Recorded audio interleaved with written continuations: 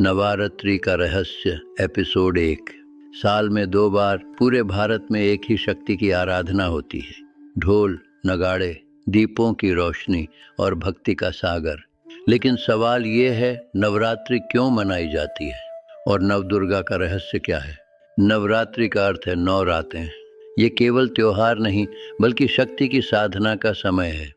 इन 9 दिनों में देवी के 9 रूपों की पूजा की जाती है, जिन्हें कहा जाता है नवदुर्गा। पुराणों के अनुसार जब असुरों का अत्याचार बढ़ गया और महिषासुर नामक राक्षस देवताओं को हराने लगा, तब सभी देवताओं की शक्तियां मिलकर एक देवी का रूप बनी, दुर्गा। देवी दुर्गा ने 9 दिनों तक युद्ध किया और 10वें दिन महिषासुर का वध किया। इसी विजय को विजयादशमी कहा जाता है। देवी दुर्गा के हर रूप का एक अर्थ है: शक्ति, तपस्या, साहस, ज्ञान और मुक्ति। इन्हीं रूपों को नवदुर्गा कहा जाता है और हर दिन एक रूप की पूजा की जाती है।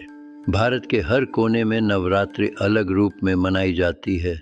गुजरात में गरबा और डांडिया की धुन पर पूरी रात नृत्य होता है। पश्चिम बंगाल में दुर्गा पूजा भव्य पंडालों और मूर्तियों के साथ मनाई जाती है। दक्षिण भारत में गोलू सजाया जाता है, जहां देवी देवताओं की मूर्तियां रखी जाती हैं। उत्तर भारत में रामलीला और उपवास का महत्व होता है।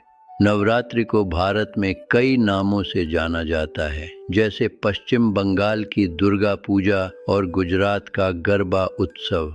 लेकिन पूजा एक ही शक्ति की होती है, देवी दुर्गा की। नवरात्रि केवल एक त्योहार नहीं है, यह शक्ति की यात्रा है जो 9 रूपों में प्रकट होती है। और इसी यात्रा की शुरुआत होती है माँ शैलपुत्री से।